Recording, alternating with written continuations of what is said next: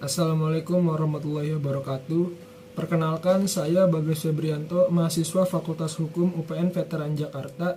Kali ini akan membahas terkait kasus pelanggaran HAM berat terhadap etnis Rohingya di Myanmar berdasarkan perspektif hukum internasional. Nah, terkait hal tersebut, konflik etnis Rohingya ini merupakan konflik yang didasari atas perlakuan diskriminasi karena perbedaan etnis dan agama. Etnis Rohingya tidak diakui keberadaannya oleh negara Myanmar dan tidak mendapatkan kewarganegaraan. Hal ini terbukti dengan dikeluarkannya peraturan kewarganegaraan Myanmar dengan menghapus Rohingya dari daftar 8 etnis utama di Myanmar.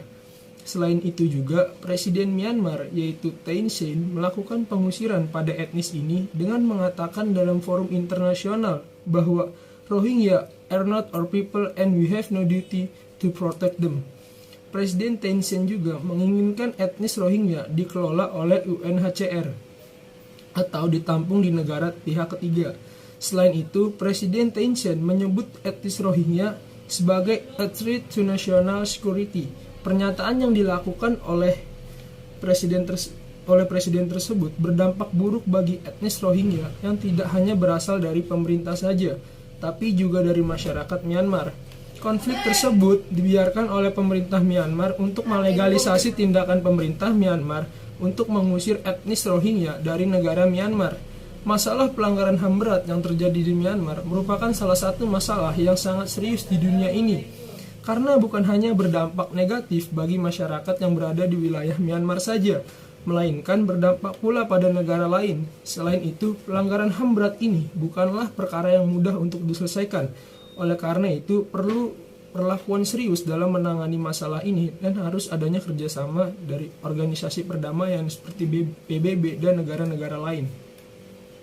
Nah, lebih lanjut, dalam konvensi-konvensi internasional seperti Konvensi Internasional tentang Penghapusan Semua Bentuk Diskriminasi Rasial tahun 1965 dan Konvensi Internasional tentang Hak-Hak Sipil dan Politik tahun 1966 memberikan perlindungan untuk kebebasan tanpa adanya diskriminasi. Pasal 5 dalam Konvensi Internasional tentang Penghapusan Semua Bentuk Diskriminasi Rasial tahun 1965 yang berbunyi sebagai berikut.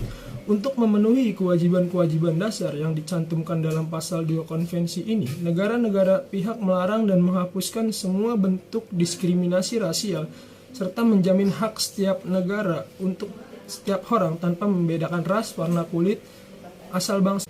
Dalam menyikapi kasus yang terjadi di Myanmar terhadap etnis Rohingya ini, PBB memang telah mengecam keras kepada pemerintah Myanmar untuk segera mengakhiri kekerasan yang terjadi. Namun, hal tersebut tidak ditanggapi dengan baik oleh pemerintah Myanmar dan hingga saat ini masih belum ada upaya penyelesaian yang konkret gitu. Jika dalam menggunakan cara mediasi sudah digunakan oleh negara dalam mengakhiri permasalahan yang terjadi, namun masih belum dapat menyelesaikan masalah yang terjadi. Dengan hal ini, kasus yang dapat diambil alih oleh Dewan Keamanan PBB untuk diselesaikan menggunakan cara melalui Mahkamah Pidana Internasional atau International Criminal Court, di mana memang International Criminal Court ini berwenang untuk menyelesaikan perkara-perkara pidana dalam ruang lingkup internasional. Dengan demikian, kesimpulan yang saya ambil adalah sudah selayaknya kasus pelanggaran HAM berat ini yang terjadi kepada etnis Rohingya di Myanmar ini sudah dibawa ke ranah Mahkamah Pidana Internasional, karena memang penyelesaian secara mediasi pun selalu gagal gitu dan selalu mendapat jalan buntu yang baik pihak Myanmarnya maupun dari organisasi perdamaian seperti PBB. Nah, oleh karena itu sudah selayaknya gitu untuk mendapatkan putusan hukum yang sah terkait dengan pelanggaran HAM berat ini agar tidak terjadi pelanggaran HAM di negara-negara lainnya. Terima kasih.